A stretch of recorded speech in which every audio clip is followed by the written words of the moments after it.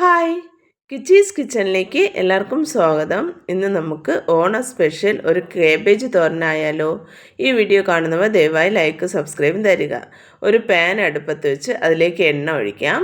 എണ്ണ നന്നായി ചൂടായി വരുമ്പോൾ കടുകിടാം. കടുക് നന്നായി പൊട്ടി വരുമ്പോൾ അതിലേക്ക് കുറച്ച് ഉഴുന്നിടാം.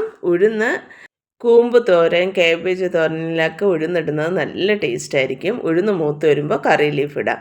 കറി ലീഫ് ഇട്ട് നന്നായി കറി ലീഫ് മൂത്ത് വരുമ്പോൾ അതിലേക്ക് ചെറുതായി അരിഞ്ഞു വെച്ചിരിക്കുന്ന കാബേജ് ആഡ് ചെയ്യാം.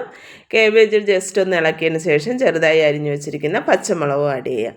പച്ചമുളകും ആഡ് ചെയ്ത് ഇത് നന്നായി ഒന്ന് ഇളക്കുക. ഇളക്കിയതിന് ശേഷം ഇതിലേക്ക് ആവശ്യത്തിന് ഉപ്പിടാം. ഉപ്പ് ഇട്ടതിന് ശേഷം നമുക്ക് അടച്ചു വെച്ച് വേവിക്കാം. ഇപ്പോൾ സവാള ഇടരുത്, എങ്കിൽ സവാള വെന്ത് കുഴഞ്ഞു പോകും. ഇതാ ഇവിടെ ഞാൻ അടച്ചു വയ്ക്കുകയാണ്. അടച്ചു വെച്ച് നമുക്ക് വേവിക്കാം. ഇനി കൂട്ട് തയ്യാറാക്കാം.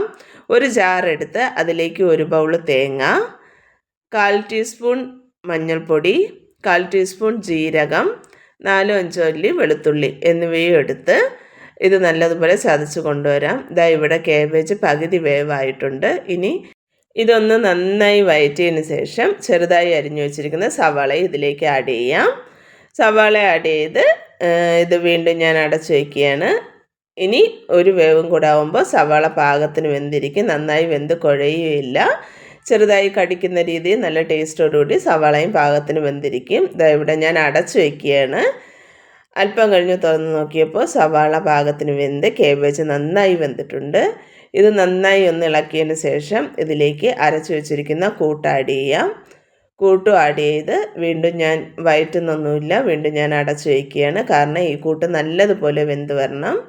അല്പം കഴിഞ്ഞ് തുറന്ന് നോക്കിയപ്പോൾ കൂട്ടും സവാളയും കാബേജ് എല്ലാം നല്ലതുപോലെ വെന്ത് ഇവിടെ കാബേജ് തോരൻ തയ്യാറായിട്ടുണ്ട്. ഈ വീഡിയോ കാണുന്നവർ ദയവായി ലൈക്ക് സബ്സ്ക്രൈബും ചെയ്യുക. നിങ്ങൾക്ക് എല്ലാവർക്കും എൻ്റെ വീഡിയോ ഇഷ്ടമാവുന്നുണ്ടെന്ന് കരുതുന്നു. ഇതുപോലെ ചെയ്തു നോക്കി അഭിപ്രായങ്ങൾ കമൻറ്റായി അറിയിക്കുക. എന്നെ ഇതുവരെയും സപ്പോർട്ട് ചെയ്ത എല്ലാവർക്കും നന്ദി. Thank you.